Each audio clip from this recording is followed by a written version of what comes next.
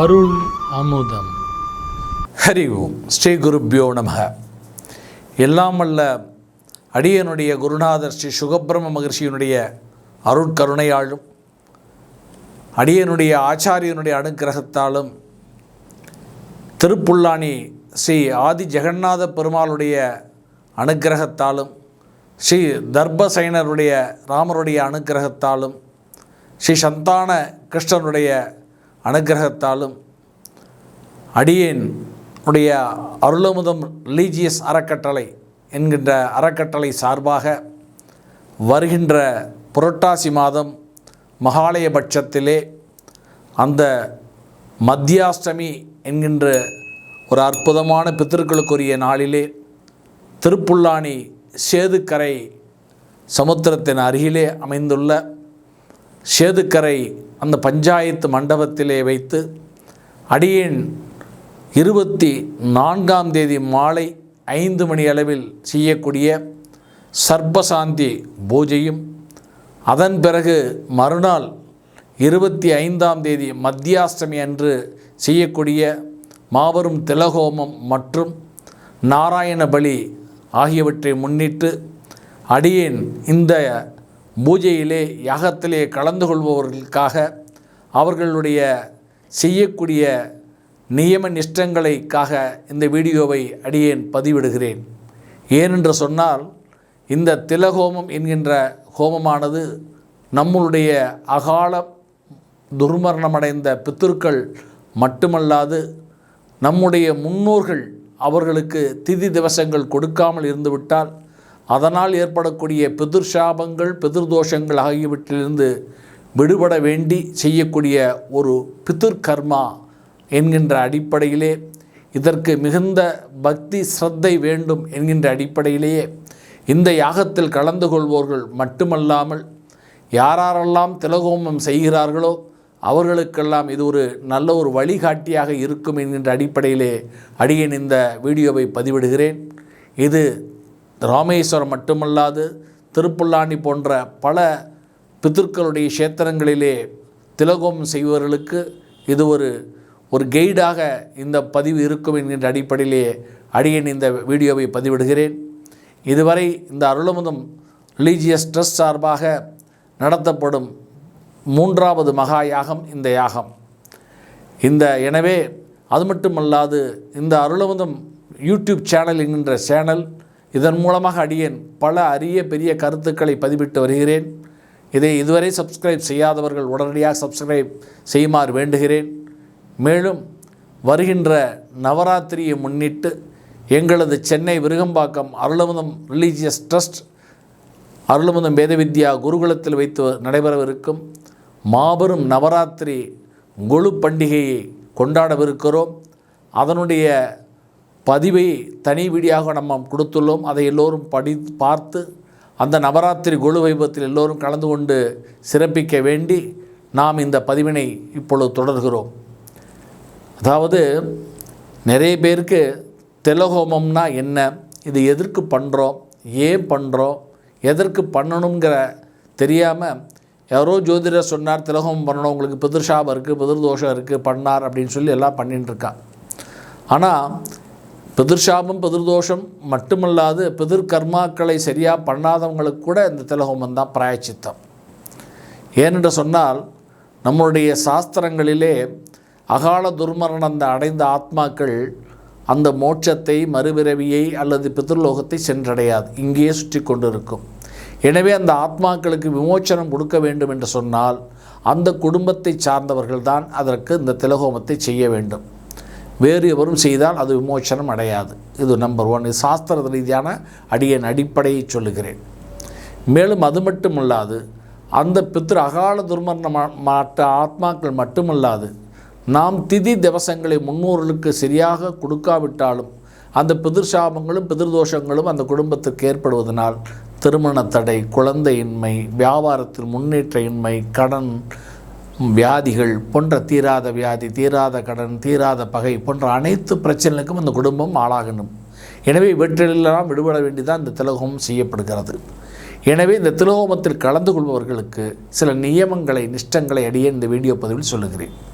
அதிலும் குறிப்பாக அடியேன் இந்த 24, 25 மாலைய பட்சத்திலே செப்டம்பர் மாதத்தில் செய்யக்கூடிய இந்த திலகோமத்தில் கலந்து கொள்வதற்கு பிரத்யேகமாக அடியேன் இந்த பதிவிலே இந்த வழிமுறைகளை சொல்லவிருக்கிறேன்.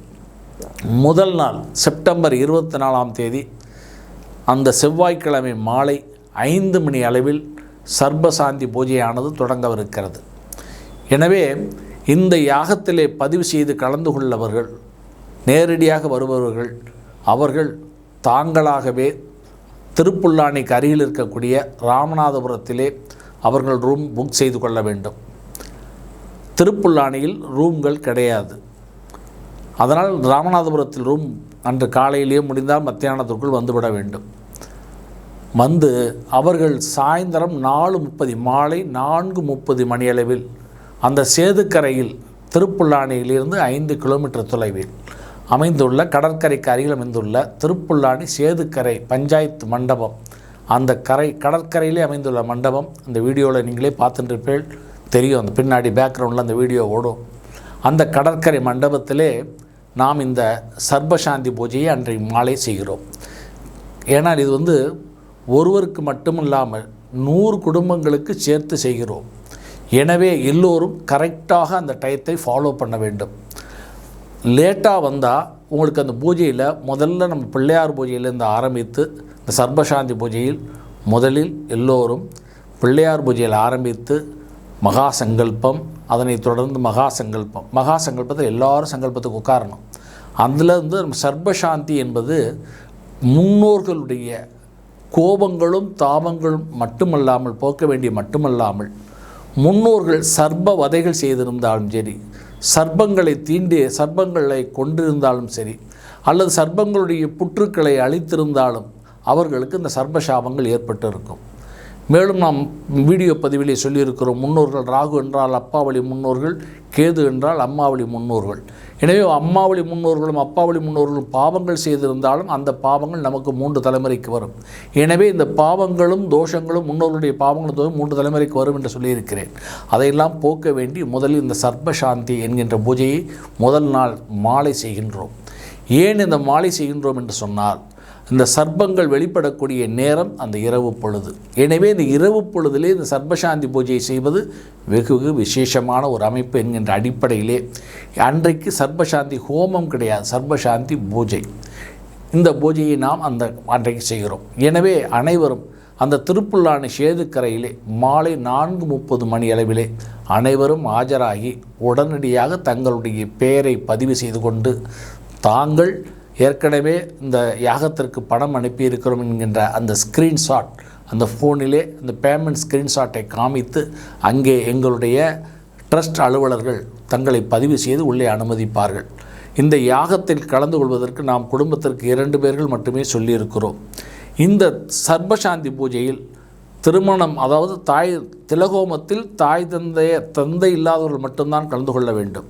ஆனால் சர்பசாந்தியில் குழந்தைகள் என்று சொன்னால் திருமணமாகாதவர்கள், குழந்தை இல்லாத தம்பதிகள், அவர்கள் பெற்றோரிடம் கலந்து கொள்ளலாம். இல்லை என்றால் சர்பசாந்தி மட்டும் எனக்கு பண்ணால் போதும் என்று சொல்லுகிறவர்கள் இந்த சர்பசாந்தி பூஜையில் மட்டும் கலந்து கொள்ளலாம்.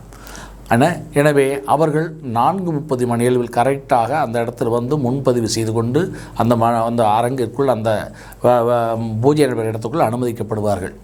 வேறு யாரையும் அனுமதி கிடையாது என்பதை ஏன் என்று சொன்னால், அந்த ஹாலிலே 100 பேர் 200 பேர் உட்கார்வதற்குத்தான் இடம் இருக்கிறது. எனவே அதற்கு மேல் அனுமதி யாரும் கிடையாது. நான் என்னுடைய நண்பரை கூட்டி கொண்டு வந்திருக்கிறேன், என் குடும்பத்தில் சொந்தக்காரர்களை கூட்டி வந்து யாரும் அனுமதி கிடையாது. அவர்களெல்லாம் வெளியில் தான் இருக்க வேண்டும். அது இரவு பொழுதாக இருக்கும். கடற்கரையில் இரவு பொழுது வெளியில் உட்கார வேண்டும்.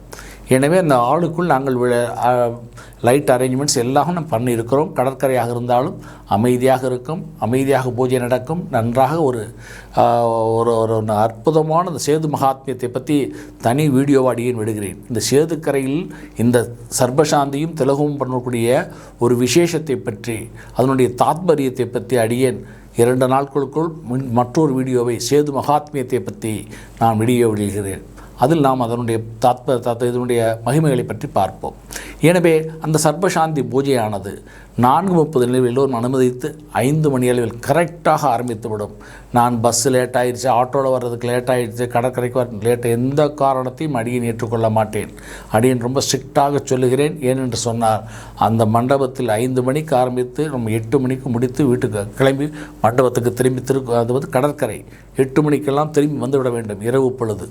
எனவே 5 மணிக்கு ஷார்ப்பாக யாருக்காக வேண்டியும் பூஜை லேட்டாக நடத்தப்பட மாட்டாது, ஆரம்பிக்கப்பட மாட்டாது. யார் வந்தாலும் வராட்டாலும் 5 மணிக்கு ஆரம்பித்து விடுவோம். எனவே கரெக்டாக பதிவு செய்து கொள்வார்கள் கரெக்டான டயத்திற்கு வர அடியேன் வேண்டுகிறேன். 5 மணிக்கு பிள்ளையார் பூஜை சங்கல்பம். பிள்ளையார் பூஜை 5:10க்கு முடிந்துவிடும். அதனைத் தொடர்ந்து சங்கல்பம் ஒரு 20 நிமிடம், சர்ப்பசாந்தி சங்கல்பம் 20 நிமிடம் எல்லோரையும் உட்கார வைத்து சங்கல்பம் பண்ணப்படும். அதன் பிறகு அது 5:30 மணிக்கு முடிந்தவுடன் புண்ணியாக வாசனம் ஒரு 15 நிமிடங்கள், 5:45 மணிக்கு கலசங்கள் ஆவாகனம். சர்ப்பராஜனுக்கு ஒரு கலசம், கணபதிக்கு ஒரு கலசம், துர்க்கைக்கு ஒரு கலசம். சர்ப்ப பூஜைன்னு சொன்னால் சுப்பிரமணியர் எல்லாம் பண்ண முடியாது, சுப்பிரமணியருக்கு ஒரு கலசம். அது மட்டும் இல்லாமல் அந்த சேத்திரத்தினுடைய பெருமாள் ஆதி ஜெகநாத பெருமாளுக்கு ஒரு கலசங்கள் அமைப்போம். அது மட்டும் இல்லாமல் ராகு கேதுக்கு 2 கலசங்கள் அமைத்து இதோடு சேர்ந்து சர்ப்ப மண்டலம், ஒரு அற்புதமான சர்ப்ப மண்டலங்கள் போட்டு அதை இந்த வீடியோவில் நீங்கள் பார்ப்பீர்கள். பேக்ரவுண்டில் தெரியும். சர்ப்ப மண்டலங்கள் அமைத்து அந்த சர்ப்ப மண்டலத்திலே அனந்தன், வாசுகி, காளிங்கன், காட்கோடகன், பத்மன், மகாபத்மன் இப்படி என்று ஒரு அஷ்டமகா நாகர்கள் இருக்கிறார்கள். தட்சகன். இந்த அஷ்டமகா நாகர்களுடைய குடும்பங்கள், பேரன் பேத்திகள் என்று பெரிய ஒரு நாக குலம் இருக்கிறது, நாக குடும்பம் இருக்கிறது. அந்த நாக குடும்பத்தை அந்த ஒவ்வொரு நாகர்களுக்கும் பெயர்கள் உண்டு. அது ரிக்வேத மந்திரங்கள் உண்டு. அந்த ரிக்வேத மந்திரங்களினால் ஒவ்வொரு கட்டங்களிலும் அந்த சர்ப்ப மண்டலத்திலே அமைத்துள்ள கட்டங்களிலே இந்த சர்ப்பங்களை ஆவாகனம் செய்து தர்பையாலும் புஷ்பத்தாலும் ஆவாகனம், அட்சதையாலும் ஆவாகனங்கள் செய்து அதன் பிறகு அந்த சர்ப்ப மண்டலத்திற்கு பூஜை பண்ணி அந்த கலசங்களுக்கு பூஜை பண்ணி அதன் பிறகு அந்த சர்ப்ப பலி, ஆசிலேஷா பலி என்று சொல்வார்கள். அந்த பலி போடுவதற்கு முன்பாக நாம் அனைவரும் அந்த பூஜையில் சர்ப்ப சாந்தி பூஜையில் கலந்து கொண்ட அத்தனை பேருக்கும் ஒரு 5 தலை நாகர், ஒரு தலை நாகர், 2 நாகர்களை தாம்பாளத்தில் வைத்து கொடுத்து அவர்கள் கைகளாலே அதற்கு ஆவாகனம் செய்து அவர்கள் கைகளாலே பாலினால் அபிஷேகம் செய்து அதன் பிறகு அந்த தீர்த்தத்தை விட்டு அபிஷேகம் செய்து அதன் பிறகு சந்தனமும் பொட்டு வைத்து அதை கருப்பு சிகப்பு வஸ்திரங்கள் நாங்கள் அளிப்போம். அந்த வஸ்திரத்தில் வைத்து அவர்கள் அந்த ராகு கேது பூஜை பண்ணி அர்ச்சனைகள் செய்து அதன் பிறகு அந்த சர்ப்பங்களை அந்த மண்டலத்தை சுற்றி அமைக்கப்பெற்று அதன் பிறகு அந்த சர்ப்ப பலி பூஜையானது நடைபெறும். சர்ப்பங்களுக்கு அனைத்திற்கும் சாதத்தை மஞ்சளில் கலந்து உருண்டையாக பிடித்து அது மட்டுமில்லாமல் கோதுமை மாவு, வெல்லம், வாழைப்பழத்தை கலந்து ஒரு அப்பம் செய்து அதை நெய்யிலே பொரித்து அதை அந்த பிண்டத்தில் அந்த சர்ப்ப பலி பிண்டத்திலே உள்ளே வைத்து அந்த அப்பத்தை வைத்து சர்ப்ப பலி பூஜையானது நடைபெற்று முடிந்தவுடன் சர்ப்பபலி முடிந்த ஆரத்தி விசேஷமாக ஆரத்தி காட்டப்பட்டு அனைவரும் அவர்கள் கைகளாலே இந்த சர்ப்பசாந்தி பூஜையில் கலந்து கொள்வர் ஒவ்வொருவரும் அவர்கள் கைகளாலே அந்த சர்ப்பத்துக்கு நெல் பொறியினால் பலியிட வேண்டும். அந்த பலியை அந்த மண்டலத்தில் இட வேண்டும். அந்த பலி மண்டலத்தில் நிறைவேற்றப்படும். கடைசியாக ஆரத்தி காமித்து அனைவரும் அந்த சர்ப்பராஜனை வழிபட்டு அதுவும் திருப்புல்லாணி ஸ்தலத்திலே சர்ப்பதோஷங்கள் நிவர்த்திக்காக எல்லோரும் அந்த கோயிலுக்கு ஆதி ஜெகநாத கோயிலுக்கு சென்றால் தெரியும். அங்கே அநேக சர்ப்பங்கள் அந்த ஆலமரத்து அரச மரத்து விருட்சத்தினுடைய அடியிலே அங்கே அநேக சர்ப்பங்கள் கல்லினால் சர்ப்பங்களை பிரதிஷ்டை செய்திருப்பார்கள். ஏனென்று சொன்னால் சர்ப்பதோஷ நிவர்த்திக்கு, அதுவும் குழந்தை இல்லாதவர்களுக்கு, திருமணமாகாதவர்களுக்கு, நோய் நொடிகளால் பீடிக்கப்பட்டவர்களுக்கு, முன்னோர்களுடைய சாபத்தினாலும் ராகுகேது சாபத்தினாலும் பாதிக்கப்பட்டவர்களுக்கு அவர்கள் இந்த அவர்கள் சர்ப்ப பூஜையை செய்தால் அந்த சர்ப்பத்தை பிரதிஷ்டை செய்தால் அதிலிருந்து விமோச்சனம் கிடைக்கும் என்ற அடிப்படையிலே திருப்புல்லாணி கஷேத்திரத்திலே அந்த நாகர் பிரதிஷ்டை என்பது ஒரு சிறப்பான நாம் அந்த அடிப்படையிலே இந்த நாகருக்கு அந்த சர்ப்ப பூஜை செய்து சர்ப்ப ஆசிலேஷா பலி பூஜை பண்ணி இந்த சர்ப்பசாந்தி பூஜை செய்து அந்த 2 நாகர்களை எல்லோருக்கும் பூஜையின் முடிவிலே எல்லோருக்கும் கையிலே கொடுப்போம்.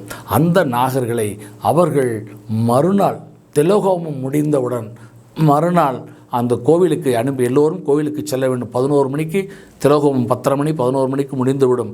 முடிந்தவுடன் இந்த நாகர்களை எடுத்துக்கொண்டு எல்லோரும் கோயிலுக்கு ஆதி ஜெகநாத பெருமாள் கோயிலுக்கு சென்று அங்கே எல்லோரும் அந்த பெருமாளை வழிபட்டு முடிந்தவர்கள் அர்ச்சனை செய்வர்கள் அர்ச்சனை செய்து கொண்டு அந்த அர்ச்சகர்களுடைய தட்டிலே அவர்களுக்கு காணிக்கைகளை சேர்த்து அதன் பிறகு இந்த நாகர்களை காணிக்கையுடன் அந்த ஒண்டியலில் சேர்த்து அவருடைய பிரார்த்தனையை நிறைவு செய்து கொள்ள வேண்டும். அன்றைய தினம் சர்பசாந்தி பூஜை 8 மணிக்கு முடிந்தவுடன் அனைவரும் திருக்குறுங்குடி மடத்திற்கு, அந்த திருப்புல்லானி அங்கேருந்து 5 கிலோமீட்டர் கடற்கரையிலிருந்து திருப்புல்லானி கோயிலுக்கு அருகில் அமைந்துள்ள திருக்குறுங்குடி மடத்தில் வைத்து அனைவருக்கும் உப்புமா, அரிசி உப்புமா எல்லோருக்கும் வழங்கப்படும். அதுக்கு ஒரு தொக்கு வைத்து இந்த பூஜையில் கலந்து கொள்வர்களுக்கு மட்டும் வழங்கப்படும். அவர்கள் அந்த உடனடியாக அங்கிருந்து, அதாவது திருக்குறுங்குடி அந்த திருப்புல்லானி க்ஷேத்திரத்திலிருந்து கடற்கரைக்கு ஒரு 5 கிலோமீட்டர் அங்கே ஷேர் ஆட்டோக்கள் நிறைய இருக்கிறது. அந்த ஷேர் ஆட்டோக்களில் ஒரு ஆட்டோவுக்கு 100 ரூபாயோ எவ்வளோ கேட்பார்கள் என்று சொல்கிறேன். எல்லோரும் 200 ரூபாய் கேட்பார்கள். எல்லோரும் பகிர்ந்து கொண்டு 100 ரூபாய் பகிர்ந்து கொண்டு ஏறி ஒரு 5 பேர் 10 பேராக ஏறி வந்து விடலாம். எந்த ஷேர் ஆட்டோவில் கடற்கரைக்கு வந்து விடலாம். அதே மாதிரி நாம் வந்து கடற்கரையிலிருந்து அந்த திருப்புல்லானிக்கு வருவதற்கு அன்றைய தினம் ஷேர் ஆட்டோக்களை சொல்லி வைத்திருக்கிறோம். அதனால் கடற்கரையிலிருந்து அனைவரும் ஷேர் ஆட்டோக்களில் ஏறி திருப்புல்லானிக்கு வந்து விடலாம். காரில் வருபவர்கள் நேரடியாக ராமநாதபுரத்திலிருந்து வந்து கடற்கரைக்கு வந்து பூஜையை முடித்துவிட்டு பின்பு நேர திருக்குறுங்குடி மடத்தில் உப்புமாவை சாப்பிட்டுவிட்டு அவர்கள் ராமநாதபுரத்தில் நைட்டு போய் தங்கிக் கொள்ளலாம். அன்றைக்கும் இந்த சர்பசாந்தி பூஜைக்கும் இந்த மறுநாள் நடைபெறக்கூடிய திலகோமத்தில் கலந்து கொள்பவர்கள் அனைவரும் அன்றைய தினம் வெங்காயம், பூண்டு மற்றும் நான்வெஜ் இந்த மாதிரி ஐட்டங்கள் எதுவும் சாப்பிடாமல் ஒரு சுத்தமான ஒரு சாத்வீகமான உணவைத்தான் சாப்பிட வேண்டும்.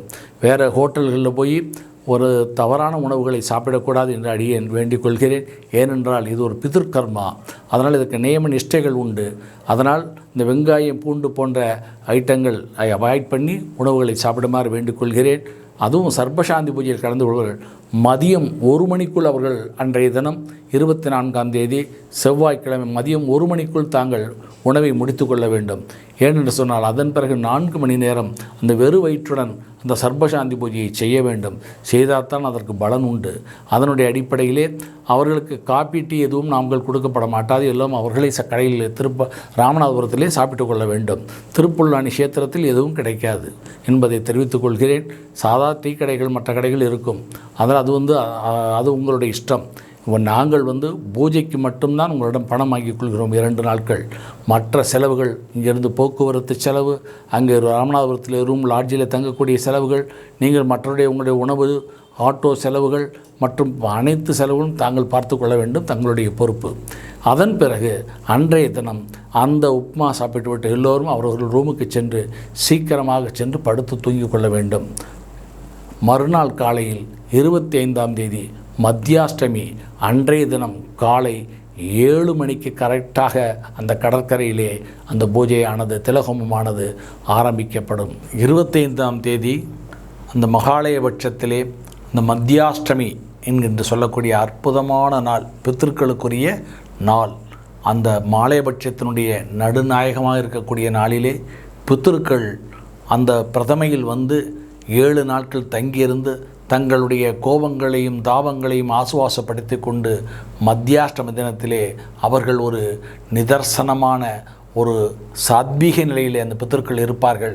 அன்றைய தினம் நாம் செய்யக்கூடிய திலகோமத்திற்கு பலன் அதிகம் என்கின்ற அடிப்படையிலே நாம் அந்த நாளை தேர்வு செய்திருக்கிறோம். எனவே அந்த மத்தியாஷ்டமி தினத்திலே இந்த திலகோமமானது கரெக்டாக காலை 7 மணிக்கு இந்த திருப்புல்லானி சேதுக்கரையிலே அந்த மண்டபத்திலே நடைபெறவிருக்கும்.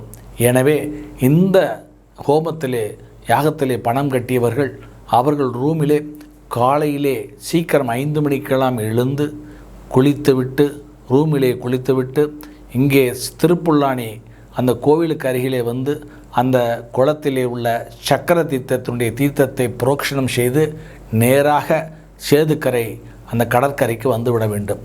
கடற்கரை மண்டபத்துக்கு வந்துவிட வேண்டும்.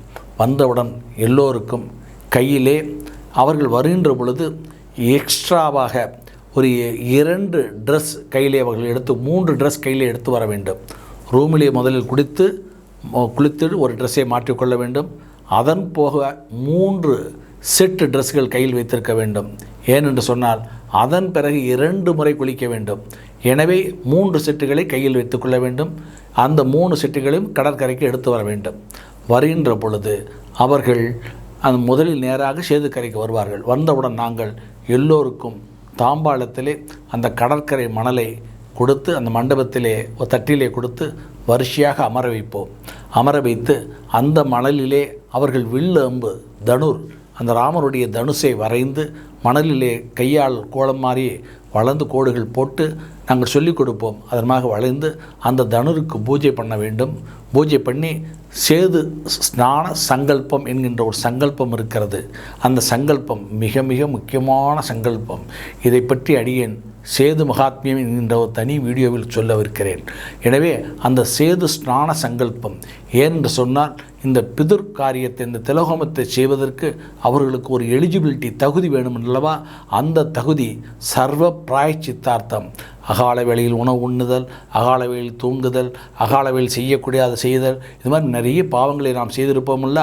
இந்த மாதிரி பாவங்கள் செய்தவர்கள், இந்த அபச்சாரம் பண்ணியவர்கள், அவர்கள் திலோகமத்தை நேரடியாக செய்யக்கூடாது. செய்தால் அதனுடைய பலன் கிடைக்காது என்கின்ற அடிப்படையிலே அதற்கு சேது ஸ்நான சங்கல்பத்திலே அந்த அத்தனை விதமான பிராயச்சித்தார்த்தங்களை சொல்லி இதற்கு பிராயச்சித்தார்த்த சங்கல்பம் என்று பெயர். அந்த பிராயச்சித்தார்த்த சங்கல்பத்தை அந்த சேது கடற்கரையிலே அந்த மண்டபத்திலே அமர வைத்து செய்து அதன் பிறகு அந்த வில்லிற்கு பூஜை பண்ணி அந்த மணலை எடுத்து கொண்டு போய் இந்த சங்கல்பம் முடிந்து எடுத்து கொண்டு போய் அதில் கடலில் கரைத்துவிட்டு கடலிலே முங்கி 3 தடவை முங்கி ஸ்நானம் செய்து கொண்டு ஒரு உடையை மாற்றிக்கொள்ள வேண்டும். இது முதல் குளியல். முதல் குளியல் ரூமில் இது 2வது குளியல். குளித்துவிட்டு உடையை மாற்றிக்கொள்ள வேண்டும். இந்த மாற்றிக்கொள்ளக்கூடிய உடை அடுத்தாப்பில் 3வது பூஜை முடிந்தவுடன் குளிக்கும்போது இந்த உடையை கடற்கரையிலே விட வேண்டும். எனவே இந்த உடை 2வதாக சேதுக்கரையிலே அந்த கடற்கரையிலே குளித்த உடையை விட வேண்டிய விசர்சனம் என்று சொல்வார்கள். அதை எங்கேயே விட்டு வர வேண்டும். எனவே அது ஒரு பழைய உடையாக இருந்தால் நல்லது. எல்லா உடைகளையும் அதை விட வேண்டும். எல்லா விடம், அதாவது புடவை, வேஷ்டி, ப்ளவுஸ் பிட் எல்லாத்தையும் விடணும். எல்லாரும் துண்டு எல்லாத்தையும் விட வேண்டும். ஆண்களாக இருந்தால் வேஷ்டி துண்டு கட்டிக்கொள்ள வேண்டும். பெண்களாக இருந்தால் புடவை கட்டிக்கொள்ள வேண்டும். புடவை கட்டிக்கொண்டு வர வேண்டும். இந்த மற்ற மாடர்ன் உணவுகள் கட்டிக்கொண்டு உடைகள் கட்டிக்கொண்டு வரக்கூடாது. இது அடியனுடைய விண்ணப்பம். ஏனென்றால் நாம் செய்வது பித்திருக்களுடைய காரியம். இதற்கு பக்தி சிரத்தையுடன் உடை ட்ரெஸ் கோடும் ரொம்ப முக்கியம். எனவே புடவை கட்டிக்கொண்டு வர வேண்டும். எனவே அந்த சேது ஸ்நானம் முடிந்தவுடன் ஒரு உடையை மாற்றிக்கொண்டு அந்த மாற்றிக்கொண்ட உடையை தந்தை இல்லாதவர் மட்டும்தான் இந்த பூஜையில் அனுமதிக்கப்படுவார்கள். கூட யாராவது குழந்தைகளை யாராவது அழைத்து வர வேண்டாம் என்று நான் அறிவுறுத்துகிறேன். அப்படி யாராவது பெரியவர்களை குழந்தைகளை முதல் நாள் சர்பசாந்திக்கு அழைத்து வந்தால் அவர்கள் அனைவரும் அந்த மண்டபத்திற்கு வெயிலில் நிற்க வேண்டிய ஒரு சூழ்நிலை வரும். எனவே ஏனென்றால் இது ஒரு பிதிர்காரியம்.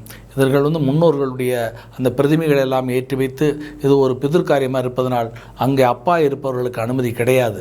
எனவே தந்தை இல்லை, தாய் மட்டும் இருந்தால் தந்தை இல்லாமல் உள்ள அனுமதிக்கப்படுவார்கள். அதனால் அந்த தந்தை இல்லாமல் மட்டுமே அனுமதிக்கப்படுவதனால் அவர்கள் எல்லாரும் அந்த பக்தி சிரத்தையுடன் அந்த சேது ஸ்நானத்தை முடித்துவிட்டு இங்கே உள்ளே மண்டபத்திற்கு மறுபடி வந்து அப்பொழுது இந்த திலோகம பூஜையை ஆரம்பிப்போம். அப்பொழுதும் முதலில் அந்த ஒரு விநாயகரை விஸ்வக்ஷேன ஆராதனை விநாயகரை பூஜை பண்ணி அந்த திலோகோப சங்கல்ப செய்து அதன் பிறகு கலசங்களிலே லட்சுமி நாராயணர் உமா மகேஸ்வரரை ஆவாகனம் செய்து அதன் பிறகு இந்த பித்திருக்களை, அதாவது யமதர்மராஜன் ஒரு பிரதிமையிலே யமதர்மராஜன் ஒரு பாக்குமட்டை தட்டிலே கருப்பு வஸ்திரத்தை விரித்து அதிலே வாழைப்பழத்திலே யமதர்மராஜனும் மற்றும் உங்களுடைய முன்னோர்களுடைய அந்த பிரதிமைகளை ஆவாகனம் செய்து நிறுத்தி அதில் முன்னோர்களுடைய பெயர்களை சொல்லி ஆவாகனம் செய்ய சொல்லுவோம். உங்களிடம் அந்த லிஸ்ட்டுகளெல்லாம் எல்லாம் தயார் பண்ணிட்டு வரணும். அதாவது உங்களுடைய 3 தலைமுறை அப்பாவளியினுடைய 3 தலைமுறை, அப்பா, தாத்தா, கொள்ளு தாத்தா. அதே மாதிரி அம்மா இருந்தால் அம்மா பேரை கிடையாது, பாட்டி, கொள்ளு பாட்டி அவர்கள் பெயர்களை எடுத்துக்கொள்ள வேண்டும். அது மட்டும் இல்லாத அம்மாவளி முன்னோர்கள் 3 தலைமுறை பெயர்களை தாங்கள் எழுதி கொண்டு வர வேண்டும். எல்லோரும் தெளிவாக பேப்பரிலே எழுதி கொண்டு முடிந்தால் பிரிண்ட் அவுட்டோடு எடுத்துடுவார்கள். ஏன்னா தவறாக போயிடக்கூடாது. முறைகளை கரெக்டாக, உறவு முறைகளை கரெக்டாக. எங்களுக்கு நட்சத்திரம் ராசியெல்லாம் தேவையில்லை. கோத்திரம், பெயர், எங்கள் அப்பாவுடைய பெயர் அவருடைய உறவு தந்தை, தாத்தா பெயர் தாத்தா, கொள்ளு தாத்தா பெயர் உறவு, கொள்ளு தாத்தா. இதே மாதிரி பாட்டி, அம்மா, கொள்ளு பாட்டி பெயர். மற்ற நட்சத்திரம் ராசி எதுவும் கிடையாது, கோத்திரம் மட்டும் வேண்டும். இதே மாதிரி தந்தை வழி, தாய் வழி. இது மட்டுமல்லாது அகால மரணம் அடைந்தவர்கள், துர்மரணம் அடைந்தவர்கள், அவர்களுடைய பெயர், அவங்களுக்கு என்ன உறவு, அந்த பூஜை பண்ணுகிறவர், சங்கல்பம் செய்கிறவர், அவர்களுக்கு அவர் என்ன உறவு, அந்த துர்மரண அகால மரணம் அடைந்தவர்களுடைய உறவு, அதை எழுதி கொண்டு வர வேண்டும். அந்த லிஸ்ட்டை கையில் ரெடியாக எடுத்து வைத்து கொள்ள வேண்டும், வர வேண்டும். யாரும் எங்களுக்கு வாட்ஸ்அப்லேயே அனுப்ப வேண்டாம். இந்த பூஜையில் நேரடியாக கலந்து கொள்ள வராதவர்கள் மட்டுமே இந்த பெயர்களை எங்களுக்கு வாட்ஸ்அப்பில் டைப் பண்ணி, வாட்ஸ்அப்பில் மொபைல் ஃபோனில் டைப் பண்ணி எங்களுக்கு அனுப்பணும். பேப்பரில் எழுதி ஃபோட்டோ எடுத்து அனுப்பக்கூடாது. மொபைல் ஃபோனிலே டைப் செய்து என்னுடைய தந்தை பெயர், நான் கோத்திரம், என்னுடைய தந்தை பெயர், அவர் தந்தை, தாத்தாவுடைய பெயர் தாத்தா, கொள்ளு தாத்தா பெயர் கொள்ளு தாத்தா என்று உறவு முறையை டைப் பண்ணி அனுப்ப வேண்டும். அது மட்டுமல்ல, அகாலமர் துர்மரணம் அடைந்தவருடைய பெயர்களையும் எங்களுக்கு அனுப்ப வேண்டும். அந்த துர்மரணம் அடைந்தவர்கள் என்ன மாதிரி ஆக்சிடென்ட், சூசைட், மர்டர், இந்த மாதிரி திடீர்னு ஹார்ட் அட்டாக் இல்லை வியாதியில் இறந்தவர் என்பதை குறிப்பிட வேண்டும். சிறு குறிப்பாக இருக்க வேண்டும், பெரிய குறிப்பாக இருக்கக்கூடாது. உதாரணத்திற்கு துர்மரணம் போட்டு ஒருவருடைய பெயரை சொல்லி பக்கத்திலே எனக்கு எந்த உறவு, ஆக்சிடெண்ட், அவ்வளோதான். விபத்து, எந்த விபத்து, எப்படி நடந்தது, எங்கே நடந்ததால் எதுவும் தேவையில்லை. குறிப்பாக சிறிய குறிப்பாக அனுப்ப வேண்டும். இது வராதவர்கள், பூஜைக்கு வராதவர்கள். இந்த சர்பசாந்தி பூஜைக்கு இறந்தவர்கள் பெயர்களை சொல்லக்கூடாது. ஆனால் திலகோமத்துக்கு இறந்தவர்கள் பெயர் வேணும். சர்பசாந்தி பூஜையில் கலந்து கொள்ளாதவர்கள் அவர்கள் தங்களுடைய இப்போ இருக்கக்கூடியவருடைய பெயர், கோத்திரம், நட்சத்திரம், ராசியை கொடுக்க வேண்டும். அவர்கள் குடும்பத்தாருடைய பெயர், நட்சத்திரம், ராசியை கொடுக்க வேண்டும். சர்பசாந்திக்கு இருப்பவருடைய பெயர்கள் அனுப்ப வேண்டும். நேரடியாக வருவர்கள் அவர்களே அங்கே சொல்லிக்கொள்ளலாம். இந்த திலகோமத்திற்கு இறந்தவர்கள் பெயர்களை மட்டும்தான் குறிப்பிடவிட்டு அனுப்ப வேண்டும். வராதவர்கள், வருகின்றவர்கள் இந்த லிஸ்ட்டை ப்ரிப்பேர் செய்து வர வேண்டும். வந்து எங்களிடம் இந்த லிஸ்ட்டை கையில் வைத்து கொள்ள வேண்டும். நாங்கள் இந்த பித்திருக்களை ஆவாகனம் செய்யும் பொழுது அவர்கள் இந்த லிஸ்ட்டை எடுத்து கொண்டு வந்து அந்த பெயர்களை சொல்லி சொல்லி சொல்லி ஆவாகனம், இந்த பிரதிமையிலே ஆவாகனம் பண்ணுவோம். இந்த ஆவாகனம் முடிந்தவுடன் திலகோமமானது ஸ்டார்ட் ஆகும். இந்த திலகோமம் செய்கின்ற பொழுது அந்த எல்லையும் நெல்லையும் கலந்து திலகோமத்தை செய்வார்கள். திலகோமத்தை செய்து அந்த எல்லையும் நெல்லையும் தங்களுடைய முன்னோருடைய பிரதிமையிலும் ஹோமத்திலையும் சேர்த்து பிரதிமையிலும் சேர்ப்பார்கள். இவ்வாறாக திலகோமம் முடிந்தவுடன் அந்த தாம்பாளத்தை எடுத்து ஒவ்வொருவருக்கும் கையிலே அவர்கள் கீழே வைத்து அதிலே தர்ப்பையை போட்டு அவர்கள் அதிலே தர்ப்பணம் செய்ய வேண்டும். பிண்ட தர்ப்பணம் செய்ய வேண்டும். அதற்கு நாங்கள் எல்லோரும் ஏற்பாடுகள் செய்து கொள்கிறோம். அதாவது எல்லையும் சாதத்தையும் கலந்து பிண்டங்கள், மொத்தம் 6 பிண்டங்கள் செய்து அந்த பிண்டங்களிலே அவர்கள் தர்ப்பணம் செய்வார்கள். தர்ப்பணத்திற்கு நாங்கள் ஏற்பாடுகள் செய்வோம். தர்ப்பணம் செய்து முடித்தவுடன் அந்த தாம்பாளத்தை, இந்த பித்திருக்களுடைய தாம்பாளத்தை எடுத்துக்கொண்டு அந்த தர்ப்பணம் செய்த தாம்பாளத்தை பாக்குமட்டத்தில் எடுத்துக்கொண்டு கடற்கரைக்கு சென்று அந்த கடற்கரையிலே பின்னாடி திரும்பி அந்த தட்டை பின்னாடி போட்டு விட வேண்டும். போட்டு கடலிலே 8 முறை, 16 முறை அல்லது 32 முறை முழுங்கி ஸ்நானம் செய்ய வேண்டும். அவரவர்கள் சக்திக்கேற்றவாறு குறைந்தபட்சம் 8 முறை முங்கலாம், இல்லை 16 முறை, இல்லை 32 முறை முங்கலாம். முங்கி முடிந்தவுடன் ஸ்நானம் செய்து வந்தவுடன் அவரவர்களுக்கென்று தனியாக கலசங்களை நாங்கள் அமைத்திருப்போம். எல்லோருக்கும் அந்தந்த கலசத்தினால், தீர்த்தத்தினால் அந்த கடற்கரையிலே கடைசியாக ஸ்நானம் செய்து வந்தவுடன் அந்த தீர்த்தத்தை அவர்களுக்கு ஸ்நானம் செய்விப்போம். ஸ்நானம் செய்தவுடன் அவர்கள் அந்த ட்ரெஸ்ஸை கழட்டிவிட்டு வேறு ட்ரெஸ்ஸை மாற்றிக்கொள்ள வேண்டும். அந்த ட்ரெஸ்ஸை அந்த கடற்கரையிலே போட்டு விட வேண்டும். வேறு ட்ரெஸ்ஸை மாற்றிவிட்டு மறுபடியும் இதோடு பூஜை நிறைவடைகிறது. அதன் பிறகு அட்சதை ஆசீர்வாதம் பண்ணுவார்கள். எல்லோருக்கும் அட்சதை ஆசீர்வாதம் செய்வார்கள். செய்து முடித்தவுடன் அவர்களுக்கு பிரசாதங்கள் வழங்கப்படும். பிரசாதம் என்று சொன்னால் இங்கே அன்னதானம், திருக்குறுங்குடி மடத்திலே தான் அன்னதானம். கடற்கரையிலேருந்து மறுபடியும் 5 கிலோமீட்டர் அந்த கோயிலுக்கு அருகில் அமைந்துள்ள திருக்குறுங்குடி மடத்திற்கு வந்து அங்கே பாக்குமட்டை தட்டிலே சாம்பார் சாதம், தயிர் சாதம், வாழைக்காய் கறி, ஒரு வடை, ஒரு ஸ்வீட் அவர்களுக்கு பிரசாதமாக அன்னதானம் வழங்கப்படும். இது எல்லா ஜாதிக்காரர்களுக்கும் ஒரே மாதிரியாக தான் இந்த பூஜை நடைபெறும். பிராமணர்கள் மற்றவர்கள் என்று பிரித்து இந்த பூஜை கிடையாது. ஏனென்று சொன்னால் இது ஒரு பொதுவான பூஜை. அதனால் எல்லோருக்கும் ஒரே மாதிரியாக நடத்தப்படும். இந்த பூஜையின் பொழுது பிரம்மச்சாரியாக, அதாவது திலகோமம் நடக்கின்ற முடிஞ்சவுடன் பிரம்மச்சாரியாக இருந்த, அதாவது திருமணமாகாமல் இருந்த பெண்கள் ஆண்களுக்காக நாராயண பலி என்கின்ற ஒரு பூஜையும் நடைபெற இருக்கிறது. 12 இலைகளை போட்டு அதிலே தானியங்களை வைத்து, மளிகை பொருட்களை வைத்து, காய்கறிகளை வைத்து அதில் ஒரு ஏக பிண்டம் சொல்லி ஒரு பிண்டம் வைத்து அதில் எல்லை சேர்த்து அவர்கள் தர்ப்பணம் செய்து அந்த குடும்பம் யாருக்கு அந்த நாராயண பலி திருமணமாக இறந்தார்களோ அது யார் புக் செய்திருக்கிறார்களோ நாராயண பலிக்கு என்று 5000 ரூபாய் தனியாக நாம் விதித்திருக்கிறோம். திலஹோமத்திற்கும் சர்பசாந்திக்கும் சேர்த்து 5000, நாராயண பலி என்றால் தனியாக 5000.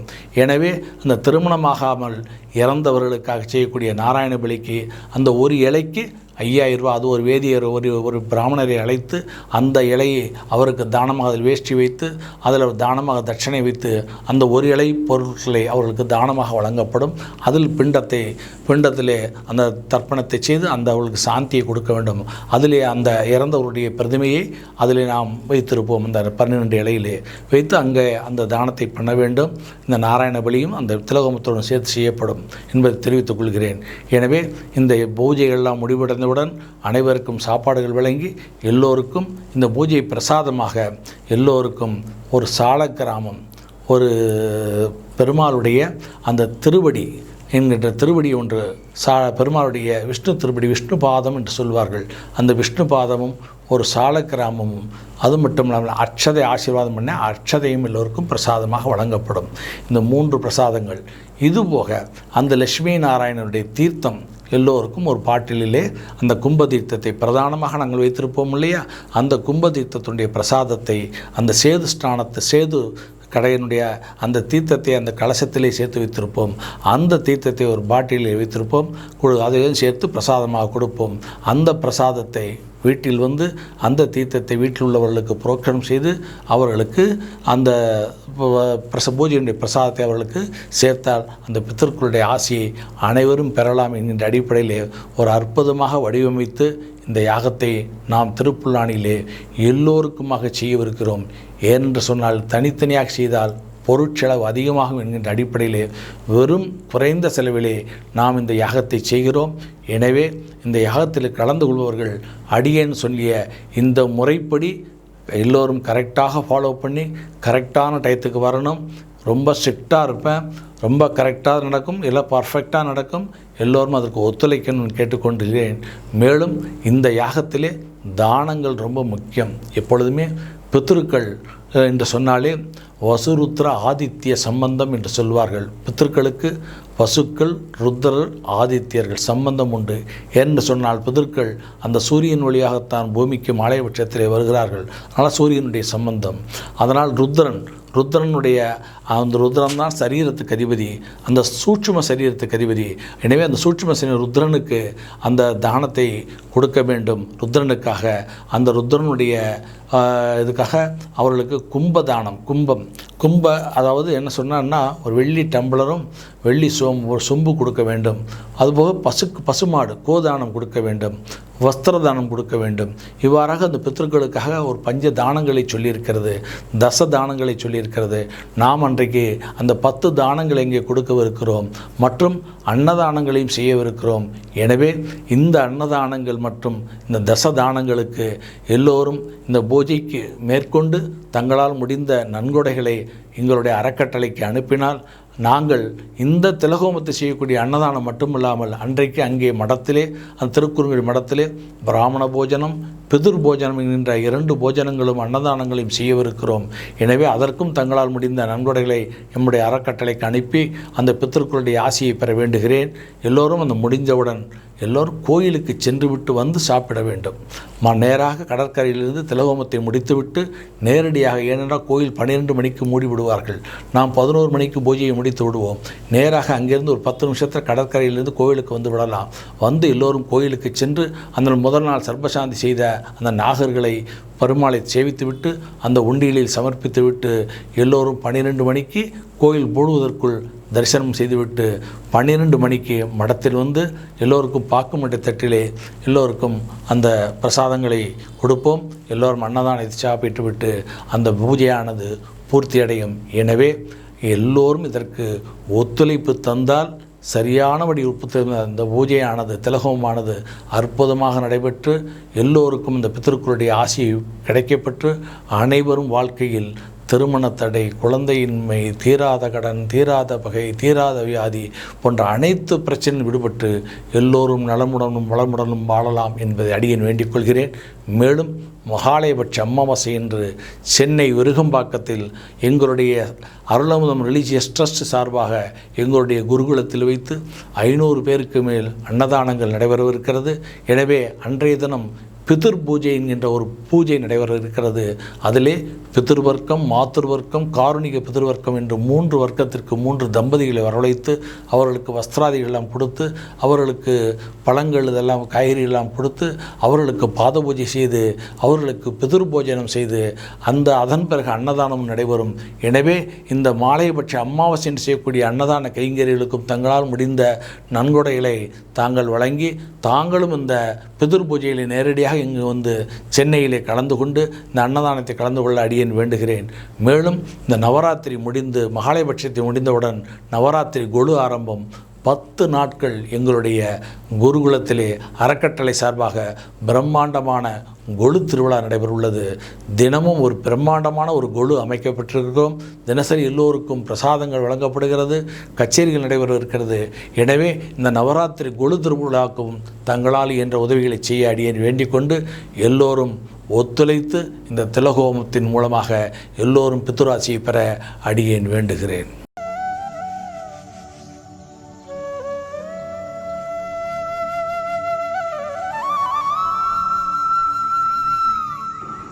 அருள் அமுதம்.